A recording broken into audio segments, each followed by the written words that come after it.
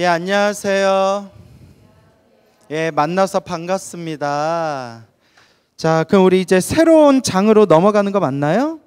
47장, 47페이지죠?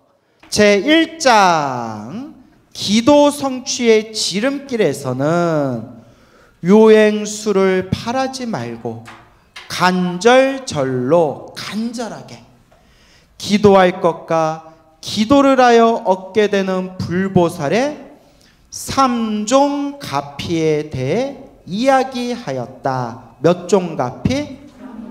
네, 그래서 그 삼종가피가 무엇이었죠?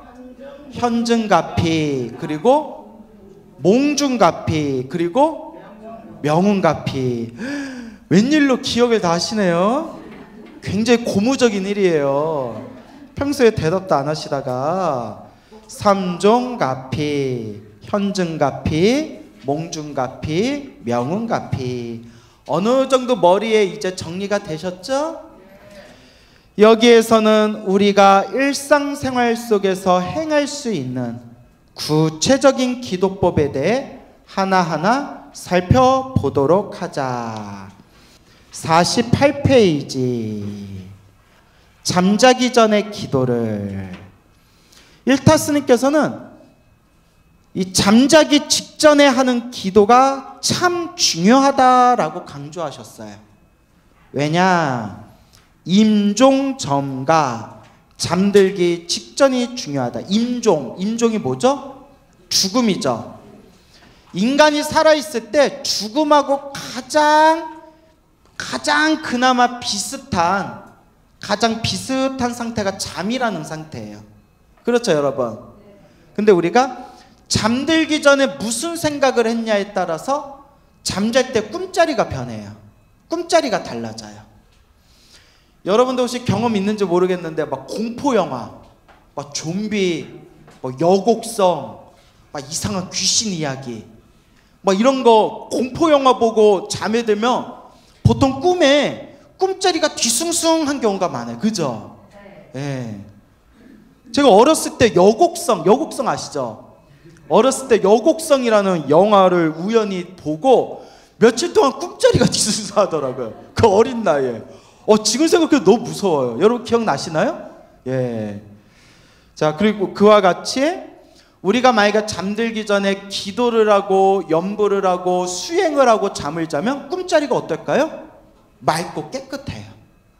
그래서 잠들기 전에 그 한 생각이 내가 잠이 들었을 때 그 꿈과 그 다음날 아침에 눈 떴을 때 잠들기 직전에 어떤 마음으로 잤냐, 잠을 청했냐에 따라서 내 마음의 그 결이 완전히 달라진다는 거예요.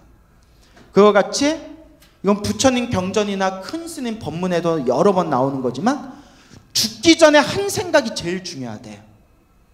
죽기 전에 무슨 생각이 중요하다? 한 생각이 중요하대. 그래서 죽기 직전에 부처님을 생각하면서 염불하면서 죽을 수 있다면 그 사람은 반드시 다음 생에 불국토에 태어나거나 적어도 좋은 세상에 태어난다는 거예요. 그 죽기 전에 한 생각이 제일 중요하답니다. 그래서 여러분들은 잠들기 전에 무슨 생각하면서 잠들어요? 광우스님? 예. 입만 열면 거짓말이야 아주. 예. 그 말이 진실이라고 해도 무서워요 저는. 예? 예, 거짓말이길 바랄게요. 예. 자, 그래요. 잠들기 전에 무슨 생각하면서 잠들어요? 그냥 광우스님 빼고. 예. 예. 고년한테 돈을 어떻게 받아낼까 뭐 이런 생각하세요? 아니에요? 무슨 생각하면서? 예, 부처님 생각하면서. 예. 그리고 또요? 법문 들으면서. 누구 법문 들으면서? 또 광우스님 이러려고 그러죠. 예, 그래요. 아주. 예, 그거는 내가 진실로 알게요. 네, 알겠어요. 자, 그러면 우리가 죽기 전에는 무슨 생각을 하면서 죽을 것인가? 이게 참 중요합니다. 근데 많은 분들이 잘 생각을 안 하는 것 같아요. 내가 죽기 전에 무엇을 생각하면서 죽을 것인가? 광우스님? 또? 예. 죽기 전에 예, 그래요. 이제 제 이름 그만 대세요. 아주. 자, 죽기 전에 무엇을 생각하면서 죽을 것인가? 그 한 생각. 그래서 우리 연불 가르침에 이런 내용이 나오죠. 죽음이 코앞에 이르렀을 때 부처님의 명호 아미타 부처님을 몇 번만 불러도 10번만 불러도 그 사람은 반드시 아미타 부처님의 구제를 받아서 극락세계 태어나게 되리라. 그런데 또 이런 구절이 나와요. 다른 경전에 또 보면 죽기 전에 한 번만 불러도, 간절하게 한 번만 불러도 반드시 구제받을 수 있대요. 야, 세상에 이렇게 쉬운 법이 어디 있어요? 이렇게 쉬운 법이 어딨어요? 그러니까 제 아는 스님은 우스갯소리로 이런 얘기 하시더라고요. 당신은 수행 안 한대요. 당신은 먹고 싶은 거 다 먹고 자고 싶은 거 다 자고 놀고 싶은 거 다 논대요. 그래서 제가 스님 다음 생이 무섭지 않습니까? 했더니 죽기 전에 누구만 부르면 되는데 아미타 부처님만 부르면 되는데 뭐가 걱정이냐. 우스갯소리로. 근데 제가 늘 드리는 이야기가 있죠. 죽기 직전에 내 정신을 또렷또렷 아미타 부처님이든 관세음보살이든 지장보살이든 내가 죽기 전에 부처님 이름 한번 부르는 게 쉽다 어렵다? 어려워요. 내 온몸이 갈갈이 찢길 것 같은 죽음의 공포 속에서 온몸에 몸과 마음의 심식이 막 흩어지는 그런 엄청난 그런 업의 바람 속에서, 그런 어풍이라고 해요. 업보의 바람 속에서 내 숨, 마지막 숨이 끊기기 직전에 아미타불, 관세음보살, 지장보살 하고 부르면서 죽을 수 있는 것 자체가 엄청난 수행력이 있어야 돼요.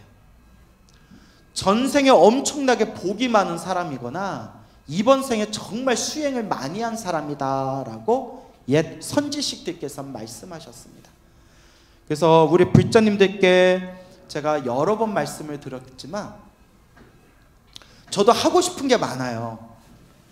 저도 막 이것저것 막 하고 싶은 게 많은데 마지막에 내가 제일 하고 싶은 게 무엇이냐, 내가 목표가 무엇이냐 하면 항상 마지막에 제 마음이 겸허해지면서 정말 이 거대한 이 우주에 일어나고 사라지는 그 인연법의 흐름 속에서 보잘것 없는 내 자신에 대한 어떤 겸손한 마음이 들면서 죽기 전에 염불하면서 죽을 수만 있다며 이라는 그런 겸허한 생각이 들어요.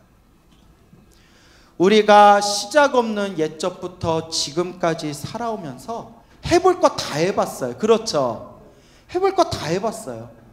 하늘의 신으로 태어난 적도 있을 것이고 지옥에 떨어진 적도 있었을 것이고 왕으로 태어나거나 귀한 인물로 태어나서 온갖 부귀영화를 누렸던 적도 있을 것이고 무슨 노예라든가 그런 신분이 아주 천한 사람으로 태어나서 그렇게 핍박받으면서 살았던 적도 있을 것이고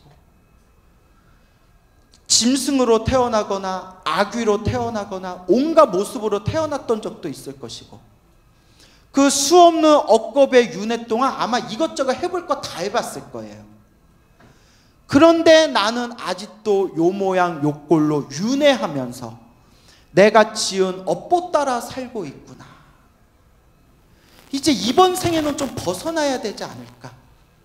이번 생에는 내가 지은 업보 따라서 살아왔던 그 윤회의 삶에서 그 욕망의 세계에서 이제는 좀 벗어나야 되지 않을까. 그러니까 딱 두 가지 방법이 있어요. 마음을 뻥 하고 깨쳐서 번뇌망상이 완전히 사라지거나 번뇌망상이 완전히 사라지게 되면 윤회에서 벗어나게 돼요. 근데 여러분 혼자 힘으로 수행해서 번뇌망상을 혼자의 힘으로 소멸하기가 쉬울 것 같아요? 어려울 것 같아요? 어려워요. 그래서 부처님이 한 명의 중생이라도 더 제도하기 위해서 만드신 법문이 바로 극락세계 정토 법문이에요. 부처님 믿고 연불만 열심히 해라. 부처님 믿고 연불 열심히 해서 어디에 태어나면? 극락세계 성불학교에 태어나면 아미타 부처님이 성불학교 극락세계 태어난 중생을 처음부터 끝까지 완벽하게 가르침을 주시고 수행을 시켜주셔서 완전한 깨달음을 얻게끔 우리를 교육시켜 주신다라는 극락세계 성불학교 그런 정토 연불법문이 생기게 된 거예요. 그래서 여러분, 제가 19살에 출가해서 20대 때는 저도 선방을 열심히 다녀봤잖아요. 제가 참선을 직접 해보고 수많은 우리 훌륭하신 스님들 모시고 살면서 확연하게 느낀 게, 이건 제 얘기가 아니라 옛날부터 선지식들이 하신 말씀이에요. 이건 제 얘기가 아니라 옛날부터 선지식들이 하신 말씀이에요. 이 말법 시대에는 자기 힘만으로 깨달음을 얻기는 쉽다, 어렵다? 정말 어려워요. 거기에 대해서 할 말이 엄청 많은데 잘못하면 제가 구업을 지을 수가 있어서 제가 막 참는 거예요. 왜냐하면 신도들한테는 좋은 얘기만 해줘야지, 부처님을 믿는 좋은 얘기만 해줘야지, 괜히 남을 비판하거나 비방하는 얘기 자꾸 하게 되면 내 입도 지저분해지고 여러분들 귀도 더럽혀지고, 그래서 하고 싶은 얘기는 많지만 제가 구업을 지을까 봐 참는 거예요. 다만 확실하게 말씀드릴 수 있는 거는, 정말 이 시대는 말법 시대고 우리 중생들은 실제로 여러분 마음을 보세요. 남 볼 필요 없이 내 마음 한번 보세요. 얼마나 탐욕과 성냄과 어리석음이 얼마나 많아요. 그죠? 웬만큼 수행한다고 그게 없어져요, 안 없어져요? 안 없어져요. 평생을 참선하셔서 수많은 분들의 존경을 받으신 큰 스님이 계시는데, 그분도 돌아가실 때까지 그렇게 화를 잘 내셨어요. 누군지는 말 못하는데 아마 눈치채신 분도 계실 거예요. 이미 돌아가신 분인데, 근데 이제 굳이 할 얘기는 할 필요는 없고, 제가 얘기하고 싶은 거는 누구를 비방하려는 게 아니라, 이만큼 웬만큼 수행에서는 우리 중생의 탐욕과 성냄과 어리석음을 녹이기가 쉽더라, 어렵더라? 정말 어려워요. 그래서 이 극락세계 성불학교, 이 정토연불 법문의 위대함이 여기서 드러내는 거예요. 이 말법 시대 자기 힘으로 깨달음을 얻기 힘든 이 중생들을 한 명이라도 놓치지 않기 위해서, 한 명이라도 더 구제하기 위해서 만드신 부처님의 자비로운, 중생들을 성불시키는 부처님의 자비로운 성불학교가 바로 어느 세상이다? 바로 극락세계가 되는 거예요. 무슨 말인지 알겠죠? 그래서 저는 정말 극락세계 가고 싶어요. 정말. 그리고 아무리 생각해도 제가 이번 생에 제가 너무 복을 많이 누려가지고, 이런 얘기하면 여러분들이 어머, 광우 스님 왜 그런 얘기를 왜 하세요? 스님같이 훌륭한 분이 어디 계시다고. 스님 때문에 얼마나 많은 불자들이 스님 법문 듣고 힘을 얻는데요. 이런 얘기 귀가 따갑도록 들었거든요. 그런데 저는 제 마음을 알잖아요. 제 수행을 알잖아요. 이번 생에 죽으면 다음 생에 지금보다 더 좋은 몸 못 받을 것 같아요, 느낌이. 왜 이렇게 얘기합니까? 내 컨셉이 뭐라고요? 겸손이잖아요. 컨셉이 겸손이라서 그래요. 근데 진짜 이번 생에 제가 너무 제가 눈높이가 높아서 그런 것 같아요. 항상 부처님 경전, 큰 스님들의 일대기, 그런 좋은 내용들만 봐서 그런지 자꾸 그런 분들하고 제가 비교가 되는 거예요. 좀 삐리한 사람들하고 비교해야 나 정도면 괜찮구나, 이런 좀 자존감이 있을 텐데, 부처님의 10대 제자들, 인도에서 중국에서 한국에 이르기까지 수많은 큰 스님들의 이야기만 자꾸 보고 듣다 보니까 저 자신을 보면 나는 쓰레기구나. 이분들에 비하면 나는 완전 쓰레기구나. 예? 이제 웃자고 한 얘기를 하자면, 그래서 내가 이번 생에 나에게 주어진 가장 큰 원력이 있다면 어디에 태어나는 거? 극락세계 성불학교에 꼭 입학하고 싶다. 그러기 위해서는 내 숨이 끊어지는 그 순간에 간절히 누구를 부르면서 가고 싶다? 광우 스님도 아미타 부처님 하고 부르고 가고 싶은 거예요. 그리고 여러분, 이런 얘기하면 여러분들이 어떻게 생각하실지 모르겠는데 근데 이거는 부처님도 인정하신 거예요. 부처님도 인정을 하셨고, 그래서 부처님도 머리 깎고 왕자의 지위를 버리고 머리 깎고 출가하신 건데, 저는 삶이 지긋지긋해요. 성격이 좀 예민해서 그런가 봐요. 저는 이 세상이 약육강식이잖아요. 이 세상이 너무 슬프고 괴로워요. 막 뉴스 볼 때마다 괴로워요.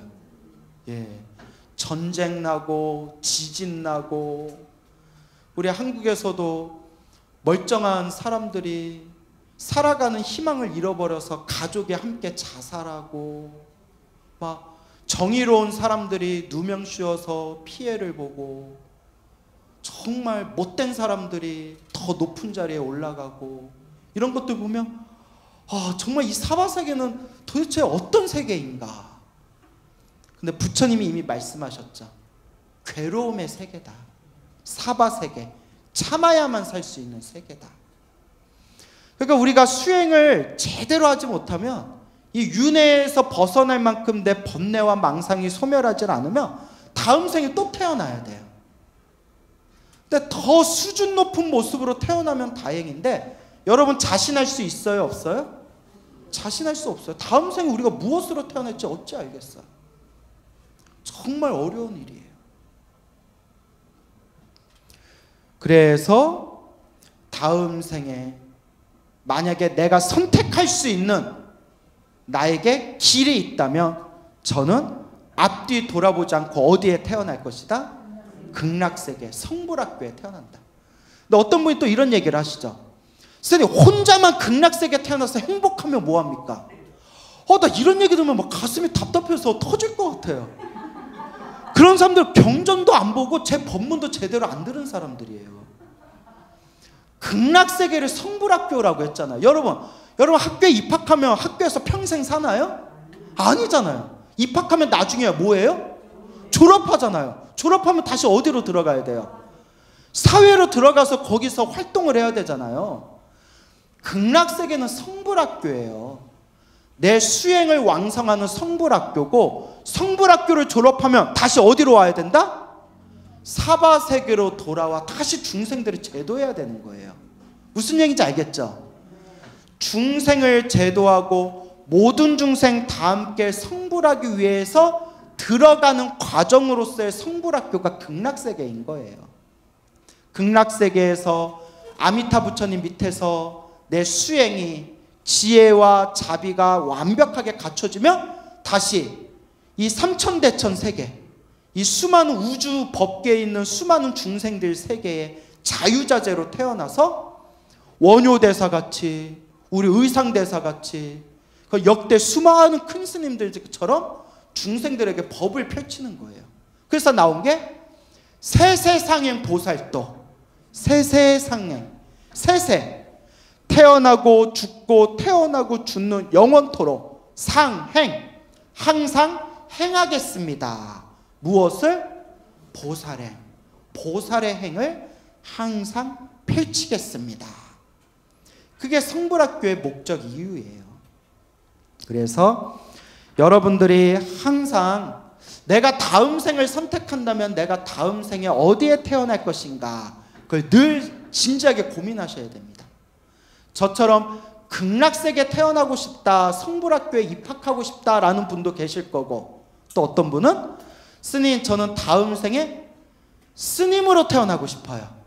머리 깎고 출가해서 수행하는 수행자가 될래요 라는 분도 있을 수 있고, 또 어떤 분은 직접 들은 얘기인데, 스님, 제가 이번 생에 하도 못 누려봐가지고 다음 생에는 손준기 같은 남편 만나고, 예?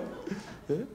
그렇게 좀 인생을 다음 생에는 좀 누리면서 좀 다다음 생에 저는 깨달음을 얻겠습니다. 또 이런 분도 계시고. 근데 저는 다 좋은 인연이라고 생각해요. 단, 내가 다음 생에 더 좋은 몸을 받기 위해서는 그만큼 이번 생에 무엇을 닦아야 된다? 공덕을 닦아야 된다. 이번 생에 내가 지은 업의 인연대로 또 다음 생이 펼쳐지는 거예요. 그래서 늘 여러분들 귀가 따갑도록 드리는 말씀이 중생은 뭐대로 살아가더라? 다 복대로 살아가더라.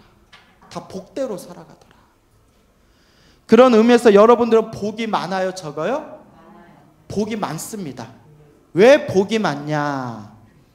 사람으로 태어나기 어려운데 사람으로 태어났고, 사람으로 태어나도 부처님 법을 만나기 어려운데 무엇을 만났다? 부처님 법을 만났으니 이제 그냥 닦으면 돼요. 닦으면 돼요. 스님, 제가 사람으로 태어나 부처님 법을 만났는데도 왜 이렇게 힘들고 답답할까요? 그만큼 전생에 지은 뭐가 많아서 그래요? 빚이 많아서 그래요. 업이라고도 부르고요. 빚이 많아서 그래요. 지금 그거 빚 갚는 중이에요. 그거 다 빚 갚는 중입니다. 저는 누구한테 돈을 빌려주면 받지를 못해요. 희한해. 근데 우리 아버지께서 저 이미 어렸을 때 이런 말씀 하셨어요. 너는 사주에 비경겁제가 많아서 빌려주면 돈이 안 들어오니까 빌려주지 말아라 라는 얘기를 자주 하셨어요. 근데 저는 이제 사주 같은 거 100% 안 믿거든요. 그런데 돈 못 받을 때마다 그 생각이 자주 나요. 그래서 그럴 때마다 뭐라고 생각해요? 뭐 갚았구나? 빚 갚았구나. 아, 전생에 지은 빚을 내가 이번 생에 갚았구나. 그래도 가슴이 먹먹해요. 내 피 같은 생돈이. 이제 웃자고 한 얘기인데 여러분들 마음도 그렇죠. 예. 그래서 저는 제 통장을 아버지한테 맡겨놔요. 누가 돈 빌려달라고 하면 누구하고 해결하세요? 우리 아버지하고 해결하세요. 우리 아버지 잘 끊어요. 예, 웃자고 한 얘기고, 그러니까 웃자고 한 얘기예요. 예, 그래서 이 중생의 세계, 여러분들은 다음 생에 무엇을 선택할 것인가? 여러분들이 이번 생에 지어낸 대로 다음 생에 다시 태어나게 됩니다. 저는 다음 생에 대통령 될 자신 있어요. 진짜예요. 왜냐? 이번 생에 내가 닦으면 제가 다음 생에 대통령 되기를 바랍니다. 이번 생에 지금 제가 이 지은 공덕을 대통령으로 회양하오니 다음 생에 대통령이 되어지이다라고 내 평생 동안 그렇게 복을 지으면서 살아간다 해보세요. 다음 생에 대통령 되겠어요? 안 되겠어요? 예, 될 확률이 높겠죠. 하지만 안 해요. 왜 안 해요? 뭐가 해야? 말했잖아요. 나 사바세계가 지긋지긋하다고 말했잖아요. 예. 정말 높은 부귀 영화나 수많은 사람들에게 존경을 받는 명예라든가 이런 것들은 모든 중생들이 바라는 거고, 저도 뭐 부귀 영화 누리고 명예 누리면 저도 그때는 흐뭇하겠죠. 막 어깨 힘들어가고 머리까지 막 뽕이 차오르겠죠. 막 요새 애들이 쓰는 표현이더라고요. 뽕이 차오른다. 예. 그런데 그게 덧없다는 걸 알기 때문에, 그 제가 진심으로 드린 말씀이에요. 수많은 억겁의 윤회 동안 내가 안 해본 게 없다. 하늘의 신도 돼봤을 거고 지옥에 떨어져도 봤을 거다. 전 100% 믿어요. 다 해봤을 거다. 다 해봤지만 유일하게 못 해본 게 하나 있겠더라고요. 성불은 못 해본 것 같아요. 그렇죠 여러분? 성불은 못 해본 것 같아요. 나머지는 다 해본 것 같아요. 제 느낌이 와요. 제 촉이 빠르거든요. 촉이 딱 와요. 그분이 안 오실 때는 촉촉한 초코칩을 먹어요. 촉촉한 초코칩을 먹으면 촉이 딱 와요. 아, 전생에 다 해봤구나. 근데 딱 하나 안 해본 게 있어요. 뭘 안 해봤다? 성불은 못 해봤구나. 그래서 성불학교에 가고 싶은 거예요. 그래서 여러분들이 항상 임종, 죽기 직전에 그 한 생각, 그 한 생각이 여러분들의 다음 생을 결정지을 수 있습니다. 관세음보살 연불 하시는 분들은 간절하게 평상시에 관세음보살을 연불하세요. 죽음이 코앞에 딱 닥쳤을 때 뭐라고 외칠 수 있게? 관세음보살 하고 부를 수 있게. 지장보살, 지장기도 하시는 분들은 부지런히 자다가 잠꼬대를 할 때 지장보살이 튀어나올 정도로 지장보살을 연불하세요. 죽음이 코앞에 닥쳤을 때 저절로 뭐가 튀어나올 수 있도록 지장보살 튀어나올 수 있도록. 그래서 저도 죽음이 코앞에 닥쳤을 때 아미타불 하고 부를 수 있을 정도로 아미타불 아미타불 연불하고 있는 거예요. 결코 쉬운 일이 아닙니다.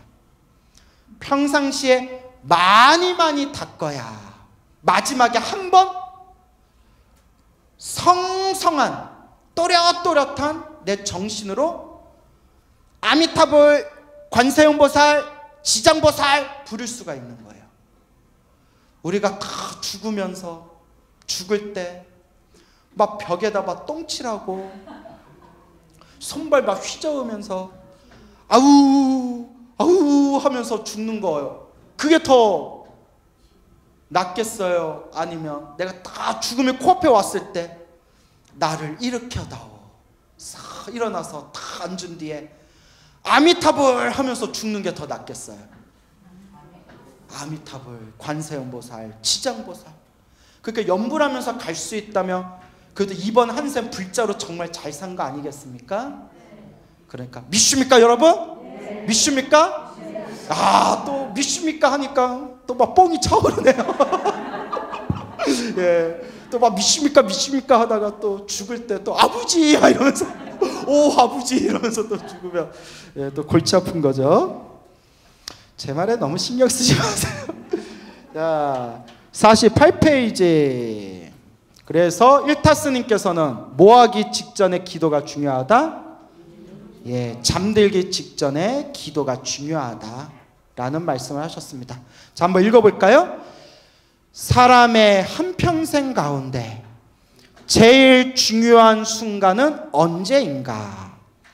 죽기 직전이 가장 중요하다. 죽기 직전 한 생각이 다음 생을 결정짓는데요.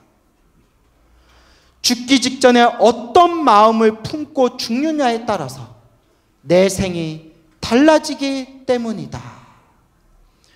임종에 다다랐을 때 내 생에는 참선 정진하며 살아야지 하는 원력을 강하게 세우면 그 다음 생까지 그 힘이 그대로 전달되어 일평생 돌을 닦는 일에 몰두하게 된다. 내가 이번 생에는 책만 보고 경전 공부만 하고 글 공부만 하느라고 내가 마음 찾는 참선 공부를 못했구나. 다음 생에 태어나면 오로지 참선 수행만 하리라 라고 생각하면서 죽으면 다음 생에 평생 참선 수행하는 수행자로 살아갈 확률이 높아지는 거예요. 내가 평생 농사 짓고 애들 키우고 가정일만 하느라고 나도 사실 공부하고 싶었는데 공부를 제대로 못했구나. 다음 생에는 내가 원 없이 공부만 하리라 하면 다음 생에는 뭐가 될 확률이 높아져요? 학자가 될 확률이 높아져요. 다음 생에 그 어떤 원, 강렬한 그 원의 힘이 다음 생에 그대로 그 에너지가 이어지는 거예요. 희한하죠? 내가 평생을 내가 가난하게 산 게 내가 한이 맺힌다. 다음 생에 악착같이 돈을 모으면서 살리라 하면 다음 생에는 계속 돈 버는 일에만 집중하게 되는 거예요. 내가 이번 생에는 돈만 버느라고 사람들에게 베풀지를 못했구나. 다음 생에 다시 내가 사람으로 태어나면 사람들에게 좀 베푸는 삶을 살겠다 하면 그렇게 이제 열심히 봉사활동 다니는 거예요. 근데 여러분, 이것도 그나마 복이 있는 사람들이 가능한 거예요. 복 없는 사람들은 내가 어떤 마음을 가지고 죽냐에 상관없이 그냥 내가 지은 업보 따라서 다 흘러가는 거예요. 끔찍한 악업을 지었던 사람은 죽기 직전에 저 하늘에 태어나게 해주세요, 천국에 태어나게 해주세요 해도 살아생전에 지은 나쁜 업보가 너무 강하기 때문에 어디로 흘러가요? 지옥으로 흘러가는 거예요. 평생을 어리석고 게으르게 살았던 사람들은 다음 생에 나는 이런 삶을 살고 싶다라고 바래도 이번 생에 지어놓은 복이 하나도 없고 빚을 많이 지었기 때문에 다음 생에 축생으로 태어날 확률이 큰 거예요. 그래서 소가 돼서 빚을 갚는다라는 얘기 들으셨죠? 소가 돼서 빚을 갚는다. 그나마 복이 있으니까 사람으로 태어날 수 있고 그나마 선업을 많이 지어야 하늘색에 태어날 수 있는 거예요. 하지만 하늘색에도 복을 다 쓰고 나면 다시 뚝 떨어져야 되죠. 인간으로 태어나는 것도 복이 많지만 인간으로 태어나도 빚이 많은 사람이 있고 저축해 놓은 선업의 적금 창고가 많은 사람이 있어요. 인간으로 태어나도 빚이 많은 사람들은 전쟁이 터지는 끔찍한 곳에서 살아가게 되거나 가족들끼리 서로 웃으면서 아름다운 그런 추억을 만들면서 살다 하루아침에 땅이 무너져서 그렇게 막 끔찍하게 가족들과 헤어질 수밖에 없다거나, 이 세상에 있는 모든 중생들이 다 행복하기를 바라지만 천재지변, 전쟁,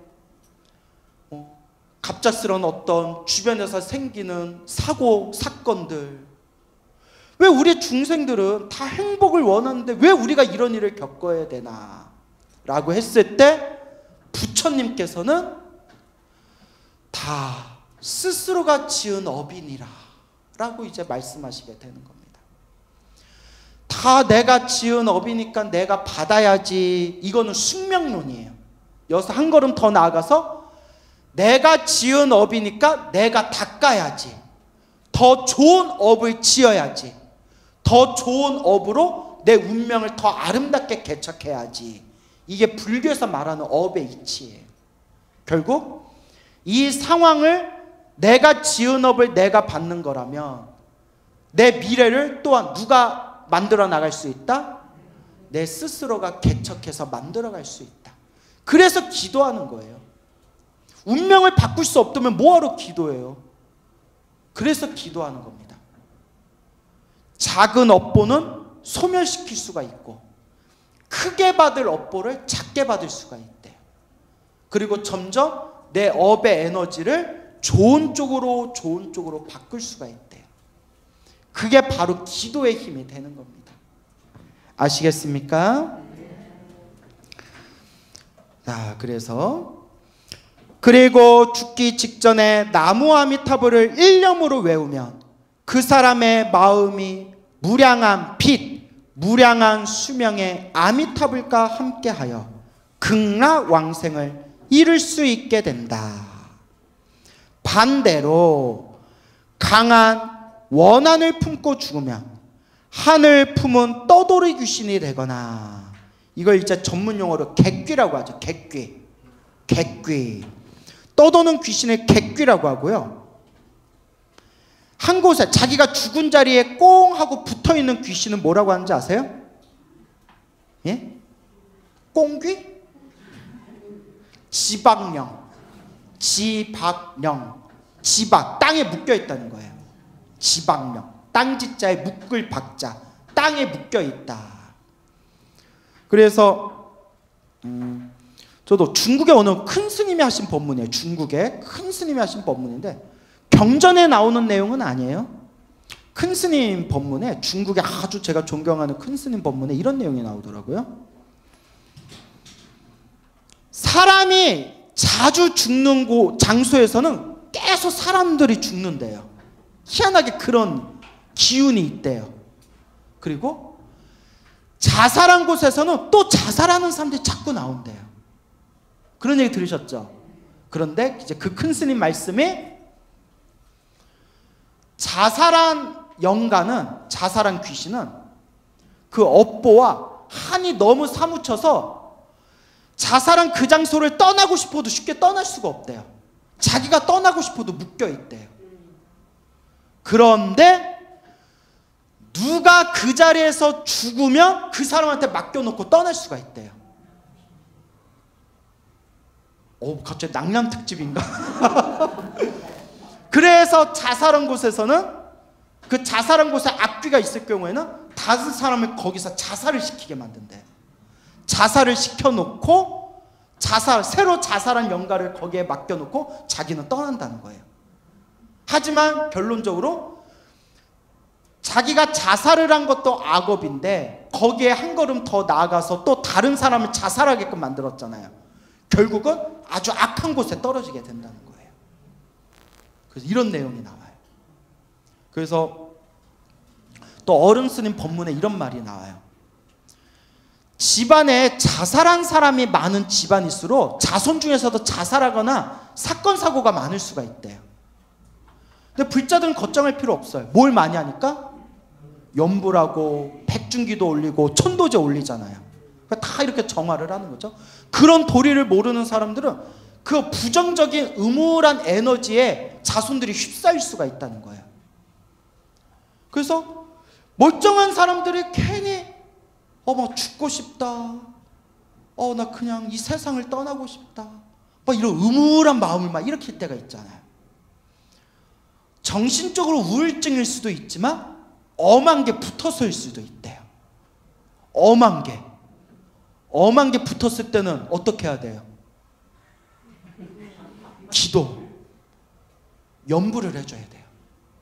나무아미타불, 관세음보살, 지장보살. 우울한 마음이 들수록 더 열심히 기도해야 돼요. 연불을 하는 순간 내 몸에서 환한 기운이 일어나게 된대요. 그 묘한 도리가 있습니다. 그리고 엄한 게 끼었을 때에는 이걸 같이 먹어주면 기도빨이 더 잘 들어요. 노트에 적으세요. 엄나무. 엄나무. 엄한 게 껴서 엄나무. 그래, 미안해요. 연불 열심히 하라고, 알겠죠? 뭐 열심히 하라고? 연불 열심히 해라, 알겠죠? 그래서 음울한 느낌이 들 때마다 막 죽고 싶어 라는 느낌 들 때마다 뭘 더 열심히 해줘라? 연불해라. 이게 내 생각이 아니라 엄한 게 내 마음을 막 흔드는 걸 수도 있대요. 큰 스님 법문에 나와요. 지장경에도 비슷한 법문 나오죠. 그런 원혼들의 이야기. 그래요. 그래서 자꾸 기도해야 됩니다. 그리고 또 우리 불자님들은 뭐 그런 분 안 계시겠지만 또 요새 한때 그게 유행이었나 봐요. 옛날 우리 이렇게 가끔 백중영가 이런 거 올릴 때 수자령이라고 들어보셨어요? 태아영가. 태아영가 많은 집안들이 있어요. 그래서 저절로 유산된 거는 큰 악업이 되지 않는데 낙태는 무서운 악업이 됩니다. 낙태는. 그래서 애를 많이 뗀 집안일수록 사건 사고가 끊이지를 않아요. 진짜 어른들이 그런 얘기를 하세요. 통계적으로 그런 기운이 있대요. 그래서 저도 어른들한테 들은 얘기가 있어서 몇 번 써먹었는데 딱딱 맞을 때가 있더라고요. 뭔가 하면 멀쩡한 애가 갑자기 말을 안 듣고 멀쩡한 애가 자꾸 삐뚤어지고 사고를 친대요. 그래서 가만히 이렇게 듣다가 보살님 혹시 애 뗀 적 있죠? 하면 어떻게 하셨어? 이래요. 10중 8, 다는 아니지만 10중 8구는 그렇대요. 애를 많이 뗀 집안이 자식들이 막 사고치거나 잘 안 되는 경우가 있대요. 다 그런 건 아니에요. 모든 이제 통계잖아요. 분위기가 갑자기 분위기가 갑자기 무거워지죠. 재밌게 이야기하다가 그래서 저 큰 스님한테 들은 얘기인데 제가 하고 싶은 얘기는 너 잘못했다, 너 그러다 지옥 간다 뭐 이런 얘기가 아니라 그런 실수를 저지른 적이 있다면 그만큼 무엇을 더 많이 해야 된다? 기도해야 된다. 연불해야 된다. 라는 걸 꼭 기억하시기 바랍니다. 알겠죠? 48페이지 쭉 한번 읽어볼게요. 반대로 강한 원한을 품고 죽으면 하늘 품은 떠돌이 귀신이 되거나 객귀, 요거 얘기하다가 이야기가 엇나갔죠? 다음 생 전체를 복수를 위하여 소모해버리는 허망한 일생을 보내고 마는 것이다. 우리가 서로가 만나는 인연이 두 가지 이유로 만난다고 하죠. 몇 가지? 원수로 만났거나 은혜로 만났거나. 그래서 은혜로 만난 사이도 있고 왼수로 만난 사이도 있어요. 여러분들은 주변에 은혜로 만난 사이가 많은 것 같아요? 왼수로 만난 사이가 많은 것 같아요? 은혜. 야, 딱 한 명 대답했어요 지금. 그래요. 그래서 또 빚으로 만난 사이. 그래서 빚을 갚기 위해서 만난 사이도 있고 빚을 받기 위해서 만난 사이도 있대요. 그러므로 나이가 들면 자기가 지나온 생애를 되돌아보면서 내 생의 행복을 위해 용서할 것은 용서하고 부족했던 점이나 못다한 것이 있으면 원을 세우고 기도하면서 다음 생을 준비할 줄 알아야 한다. 이 업의 인연이라는 거, 우리가 이번 생에 펼쳐진 모든 인연이 내가 전생에 지었던 업들이고, 또 이번 생에 내가 어떠한 업을 짓냐에 따라서 또 다음 생에 새로운 인연들이 생기는 거예요. 그래서 자꾸 좋은 인연을 심도록 노력해야 되고, 나쁜 인연 있으면 녹이도록 노력해야 되고, 자꾸 복을 짓고 선업을 짓고 공덕을 닦아야 됩니다. 그렇죠, 여러분? 여러분들이 이렇게 부처님 가르친 공부하는 것도 좋은 인연을 심는 거예요. 복을 짓는 거예요. 부처님 법을 공부하는 것은 지혜의 복을 심는 거라고 했어요. 지혜의 복을 심는다. 이렇게 원을 세우면 영혼이 몸을 떠날 때 그 원의 싹이 잘 자랄 수 있는 환경을 택하여 태어나게 될 뿐만 아니라 그 원력이 새로운 삶의 기둥이 되어주는 것이다. 우리가 이 세상을 떠날 때 어떠한 원을 가지고 이 세상을 떠나고 새로운 세상으로 나아갈 것인가, 내 마음의 원력 따라서 펼쳐지게 된다. 우리 불교에서 영혼이란 단어는 안 쓰죠? 예, 영혼이란 단어를 안 쓰는데, 이제 일타 스님이 이게 왕초보들을 위한, 왕초보 불자들을 위한 법문이기 때문에 우리 귀에 친숙한 이제 영혼이란 단어를 쓰셨어요. 근데 우리는 한국 불교에서는 영혼이란 말보다는 영가라는 표현 많이 쓰죠. 영가. 경전에서 이제 중음이라고 나와요. 중음, 중음신, 중음. 들어보셨어? 중음. 예. 그럼 하루 중에는 언제가 가장 중요한 시간인가? 자, 일타 스님 말씀에 의하면, 일타 스님 견해에는 잠들기 직전의 5분이 가장 중요한 시간이다. 무의식으로 들어가는 시간이에요. 무슨 의식? 무의식. 우리가 현재 의식이 있고 무의식이 있잖아요. 우리가 이렇게 말하고 떠들고 행동하는 게 현재 의식이고요, 그 밑바닥에 무의식이 있는데, 현재 의식에 비하면 그 무의식이, 그 비율을 따져보면 빙산의 일각이래요. 현재 의식은 무의식의 빙산의 일각이 바로 현재 의식이다. 그만큼 우리가 말하고 행동하고 생각하는 모든 밑바탕에는 무엇이 깔려있다? 무의식이 깔려있어요. 그래서 꿈이 중요하대요. 꿈은 남을 의식하지 않고 내 잠재의식이 그대로 드러나는 거잖아요. 겉으로는 내가 막 큰 스님인 척, 기도 열심히 하는 척, 수행 열심히 하는 척, 사람들 앞에서 척척척 해도 어디에서는 못 속여요? 꿈에서는 못 속여요. 꿈에 그대로 나타나는 거예요. 그래서 옛날 큰 스님들이 늘 꿈에서도 수행할 수 있어야 된다. 꿈에서도 기도할 정도가 돼야 된다. 여러분, 꿈꾸면 기도해야 안 해요? 다 딴 거 하죠? 딱 관상 보면 나와. 꿈꾸면 무슨 꿈 많을 거예요? 네? 무슨 꿈을 많을 거예요? 그래서 어떤 분은 스님 저는 꿈을 안 꿔요 라는 분도 계시더라고요. 근데 원래 꿈이 없는 게 좋은 거예요. 원래는 꿈이 없는 게 좋습니다. 생각이 많을수록 꿈을 많이 꾼대요. 여러분, 꿈이 많아요, 적어요? 적어요? 그래요? 네. 생각이 많은 사람들이 꿈이 많다고 하죠. 그래서 무의식의 세계. 왜 잠들기 직전의 5분이 가장 중요한가? 깨어있는 동안 우리는 의식의 세계에서 활동한다. 그렇죠? 깨어있을 때는 현재 의식으로 활동하는데, 그러나 잠이 들면 잠재의식의 세계로 들어갔다가 지극히 고요한 무의식의 세계로 빠져들게 된다. 그런데 우리의 모든 의식적 활동은 자기도 모르는 사이에 잠재의식 또는 무의식의 조정을 받고 있는 것이다. 따라서 의식의 세계를 보다 훌륭하게 만들기 위해서는 잠재의식과 무의식을 잘 개발해야 한다. 우리가 이렇게 깨어있는 상태에서 말하고 행동하고 생각하는 게 현재의식이고요, 현재의식보다 조금 더 깊은 상태, 꿈의 상태가 잠재의식이고요, 잠재의식보다 더 깊은 상태, 꿈조차 없는데도 그대로 살아 숨쉬고 있는 그 완전한 보이지 않는 그 깊은 곳에 있는 의식의 상태를 무슨 의식이라고 부른다? 무의식이라고 부르는 거예요. 그래서 우리의 현재의식, 잠재의식이 다 무의식의 영향을 받고 있습니다.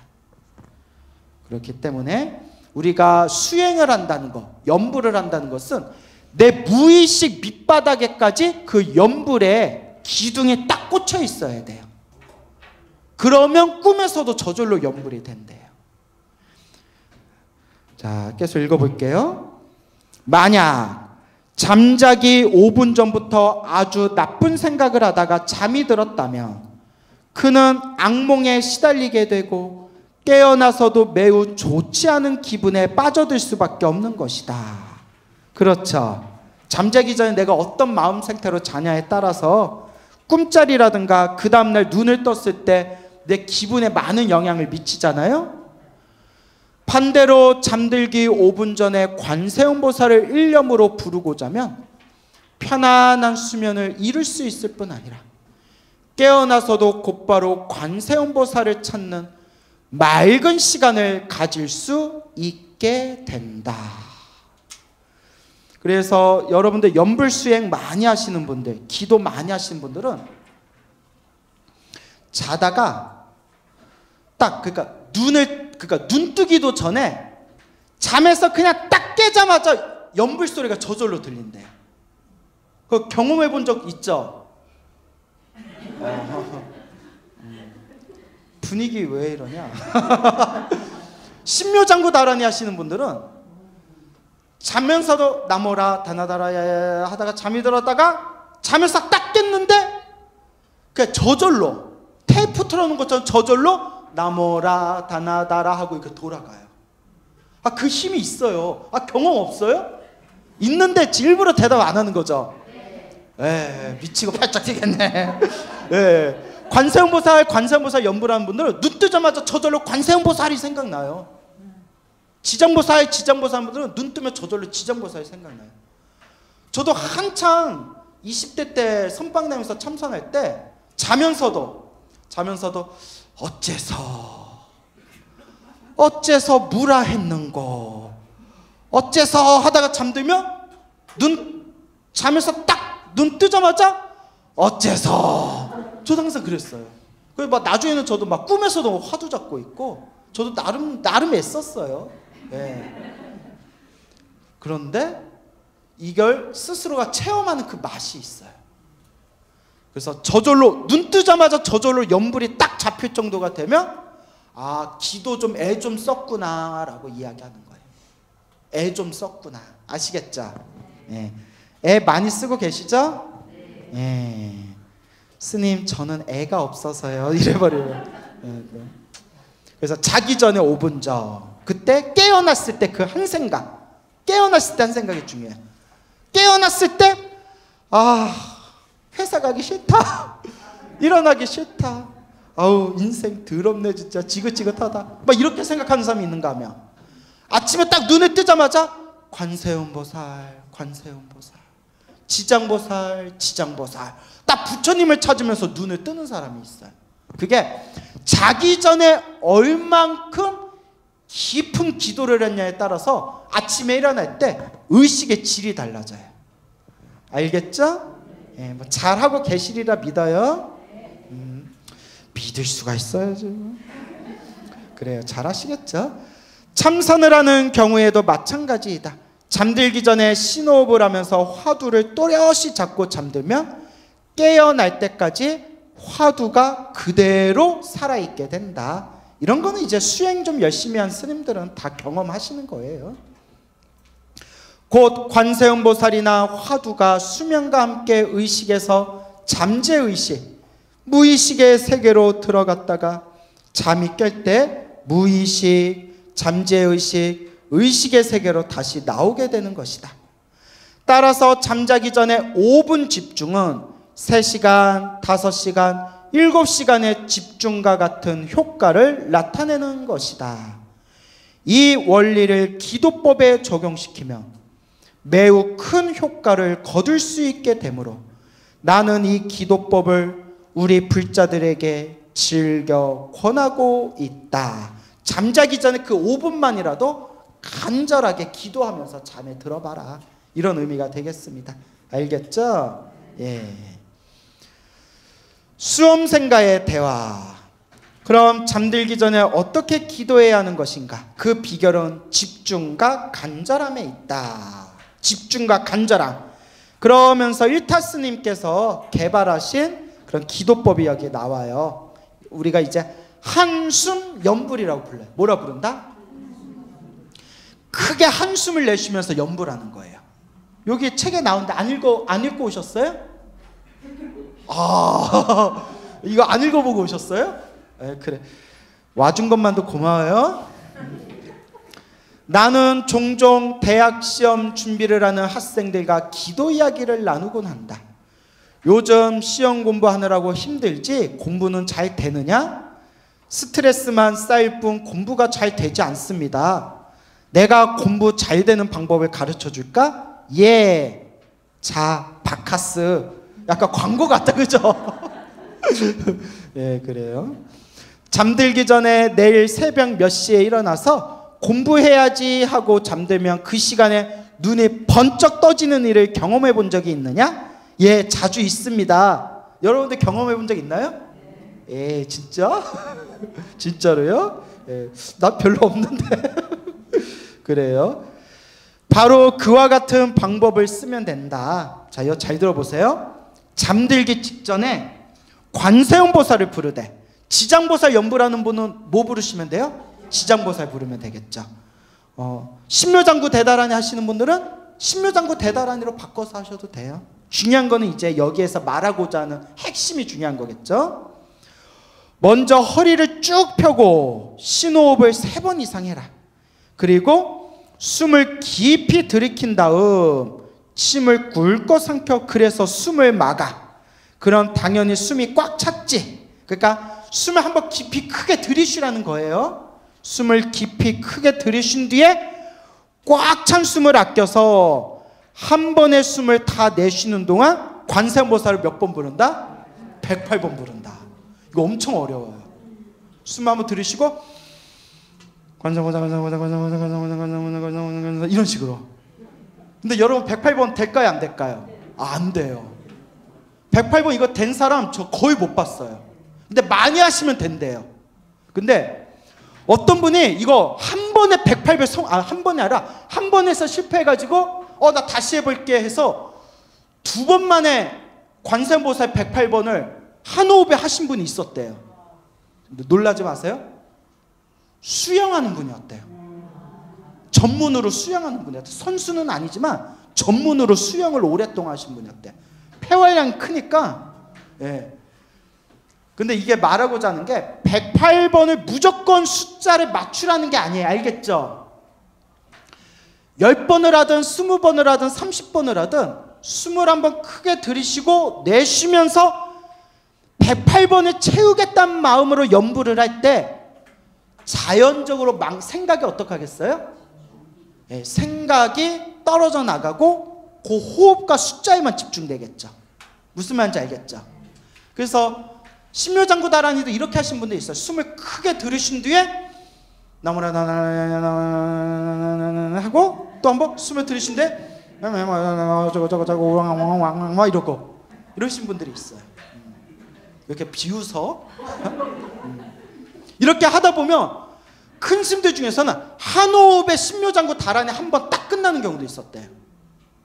그러니까 이걸 우리가 힘 받는다 표현해요. 뭘 한다? 힘 받는다. 그러니까 이거 그때그때 응용하시면 돼요. 아시겠죠? 그래서 이 기도가 한참 유행일 때 법당이 맨날 이렇게 뭐가 엉엉엉엉 이런 소리가 엄청 들렸어요. 신도들이 이렇게 딱 염주 들고 잡고 앉아서 해가지고, 그러니까 한번 숨 들이쉬고 이렇게 연불하고 숨 들이쉬고 연불하고 이런 방법이 있었습니다. 근데 이거는 요령껏 하시면 돼요. 알겠죠? 기도에는 왕도가 없다고 했죠? 어떻게 하면 된다? 요령껏. 큰 소리 낼 때는 큰 소리 내고, 소리 내지 말아야 될 때는 소리 내지 말고, 천천히 해야 될 때는 천천히 하고, 막 생각이 복잡하고 망상이 많이 들 때는 이렇게도 한번 크게 이렇게 신호흡한 뒤에 웅웅웅웅 이렇게 108번 연부를 하듯이 쭉 해보기도 하고, 골고루 하다 보면 자기한테 맞는 게 딱 생겨요.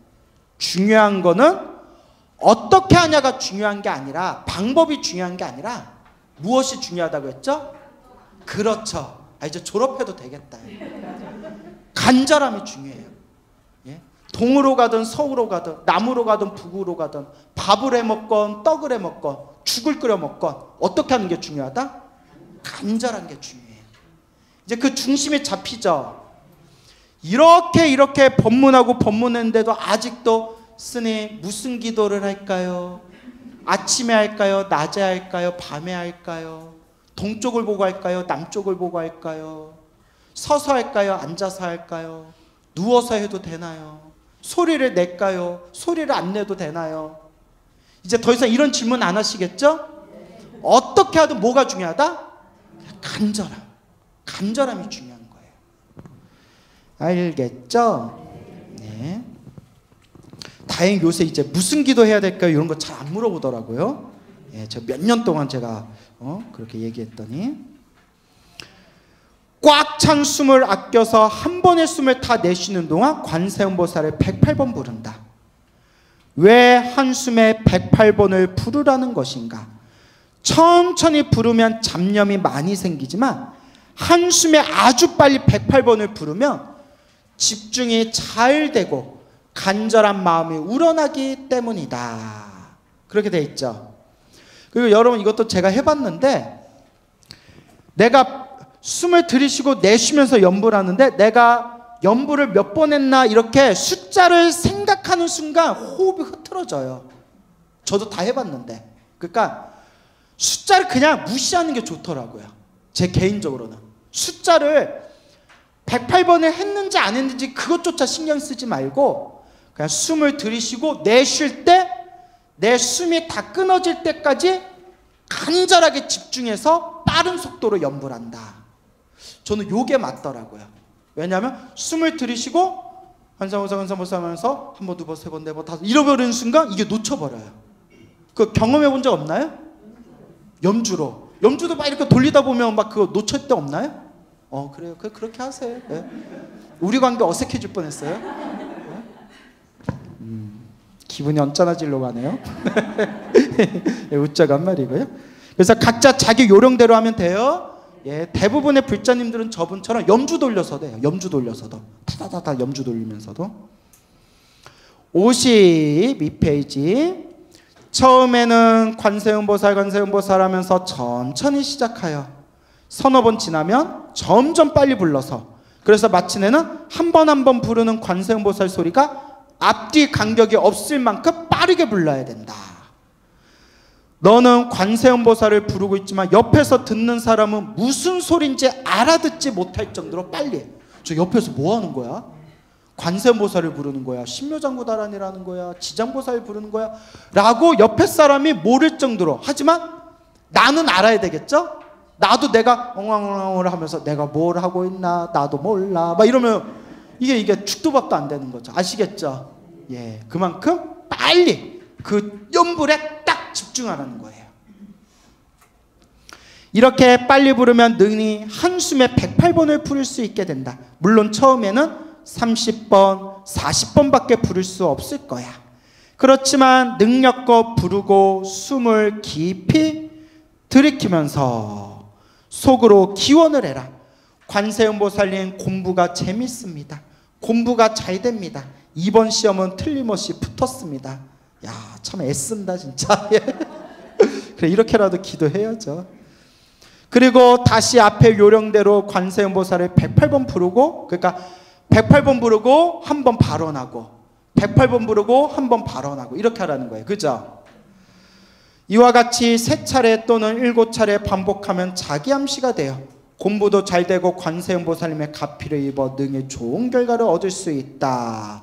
시간은 5분 또는 10분 정도 걸리지. 한번 해보겠느냐? 예. 어떤 일이 있더라도 매일 잠자기 전에 꼭 하고 자야 한다. 혹 여행 또는 다른 집에 가거나 하여 기도할 장소가 마땅치 않을 때도 있을 거야. 그럴 때는 화장실이나 목욕탕에 들어가서 해도 되고 이불 속에 들어가서 해도 괜찮아. 근데 저는 다른 집에 가서도 뭐 다른 곳에 가서도 굳이 이렇게까지 할 필요 있나라는 생각이 들어요. 그냥 이렇게 틈틈이 마음속으로 이렇게 관상관상관상관상 이렇게는 못하더라도 그 마음속으로 관세음보살, 관세음보살, 관세음보살 이렇게 연불 해도 돼요. 아시겠죠? 예. 다만 이렇게 숨을 들이쉬고 한 번에 다다다다다다 하면서 이제 연불하는 이거는 망상이나 생각이 많이 일어날 때 내 연불에 집중하기 위한 하나의 방편법이에요.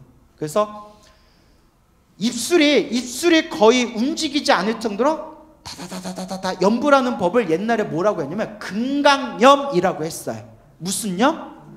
예, 금강염이라는 연불법이 있어요. 이렇게 하는 거. 이게 옛날부터 있었던 연불이에요. 다만 일타스는 여기다 뭐 하나를 덧붙이셨어요? 호흡을 하나 덧붙인 거죠. 숨을 크게 들이쉬고 내쉴 때 이렇게 쭉 이렇게 집중하는 거예요. 근데 상당히 괜찮아요. 오늘 집에 가서 한번 해보세요. 예, 또 집에서 또 애들 놀라겠다. 우리 엄마가 앉아서 벽 보고 자꾸 이상한 소리 내요. 막 이러겠다. 예. 근데 이것도 효과가 아주 좋아요. 근데 이제 다시 말씀드리지만 하나의 방법에 집착하지 말고 골고루 해봐라. 아시겠죠? 골고루 해봐라. 방에서 할 때는 바닥에 또는 책상, 의자에 앉아서 하고 잠자리에 들어서도 속으로 기원을 해라. 그래야 잠드는 순간과 접속이 되어 잠재 의식 속으로 딱 붙게 되니까. 나는 아직까지 이 기도법을 실천한 학생들 중에서 원하는 대학에 합격하지 못하였다는 이야기를 듣지 못하였다. 왜냐? 떨어진 애들은 안 찾아오거든요. 스님 저한테 붙었어요. 스님이 가르쳐 주셔서 붙었어요. 이런 애들만 보셨겠죠. 그죠? 예, 제 말이 지나친 거 아니죠? 예, 이렇게 기도해서 대학 다 붙었으면 떨어질 애들 없었겠죠. 다만 대학에 붙건 안 붙건 원하는 소원이 이루어지건 안 이루어지건 제가 늘 하는 얘기, 기도하는 순간 이미 무엇이 쌓이고 있다?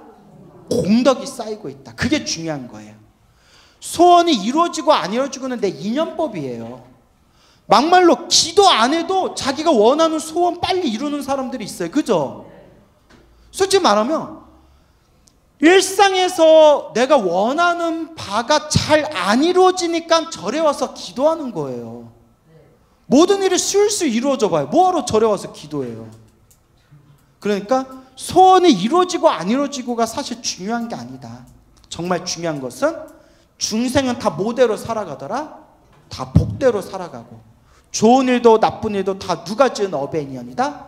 내가 지은 업의 인연이고, 그래서 내가 부처님을 향해서 간절히 기도를 하면 당장 소원이 이루어지든 안 이루어지든 그거와 상관없이 내 업장은 점점 소멸하고 내 복과 내 선업과 내 공덕은 점점 늘어나는 것이다. 그러니까 간절히 한번 해보세요.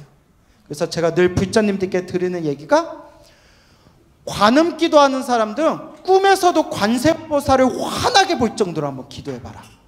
관세음보살님을 환하게 볼 정도로. 지장보살 기도하는 사람들은 꿈에서도 누구를 환하게 볼 정도로 지장보살을 환하게 한번 볼 정도로 기도해봐라. 꿈은 잠재의식이잖아요. 잠재의식 속에서도 불보살님을 환하게 볼 정도로 한번 기도해봐라. 어느 노보살님이 계신데 법화경을 몇십 년을 사경하셨대요. 법화경을 한 20, 30년 법화경을 몇십 권을 사경하셨는데 어느 날 꿈을 꾸셨대요. 법화경 사경하고 잠이 드셨는데 하늘에서 큰 무슨 기둥 같은 게, 큰 벽돌 같은 생길 큰 그냥 바위가 쿵 하고 이렇게 떨어졌대요. 어머 뭐야 이렇게 큰 빌딩 많은 그냥 돌덩어리, 벽돌 같은 돌덩어리가 딱 하고 떨어졌는데 뭐가 적혀 있어서 가만히 봤더니 법화경 이렇게 세 글자가 적혀 있더래. 법화경 적혀 있으니까 자기도 모르게 이렇게 합장하면서 이렇게 인사를 올렸대요. 나무묘법연화경, 나무묘법연화, 나무묘 하는 순간 그 돌덩어리 법화경이란 글씨에서 황금빛이 뿜어져 나오더래요. 쫙 황금빛이 뿜어져 나오더래요. 어머 이게 웬일이야 웬일이야 하면서 잠에서 딱 깼는데 너무나 생생하더래요. 아니나 다를까 그 꿈을 꾸신 뒤로 그렇게 하는 일마다 술술 일이 잘 풀리시더래요. 부럽죠? 기도하세요. 기도하세요. 제가 또 몇 번 얘기했던 거지만 제가 열애선언이라고 송파에 있었을 때 갑자기 또 웃지? 와 진짜 야 또 갑자기 또 먹먹해지네요. 아니 막 이거 어떻게 해야 되나 운영을 해야 되는데 그래서 믿을 게 뭐밖에 없어요? 부처님밖에 없잖아요. 아미타 연부라고 금강경을 열심히 했어요. 정말 막 저녁에도 막 가슴이 답답하면 그냥 법당 가서 앉아가지고 마음으로 나무 아미타불 연부를 했어요. 매일매일 금강경하고 나무 아미타불 막 못닥치고 신기하게 말일에 돈 낼 때만 되면 어디선가 들어오는 거예요. 희한하다. 내가 몇 번 얘기했잖아요. 희한하다. 야, 굶어 죽지는 않겠구나. 근데 좀 빡세다. 야, 굶어 죽지는 않겠다. 좀 빡세다. 야. 예. 그러다가 그때 우리 열애선언에서 같이 제 옆에서 지극정성으로 저 시봉해 주시는 보살님이 오늘 또 저렇게 오셨는데 어디 앉아 계신지도 모르겠네요. 눈이 나빠서. 예, 아니 보지 마세요. 쑥스러워하실 거예요. 예, 그래서 오랜만에 뵙는 보살님이 정말 저를 옆에서 정말 많이 도와주신 은혜로운 보살님도 오셨는데 옆에서 지켜보셔서 아실 거예요. 저 보살님도. 이거 어떻게 해야 되나 하고 있을 때 오직 기도만 했는데 그때 법당이 우리가 하얀색 옥불로 만든 삼존불이었어요. 옥불로 만든 삼존불. 기억나시죠? 네.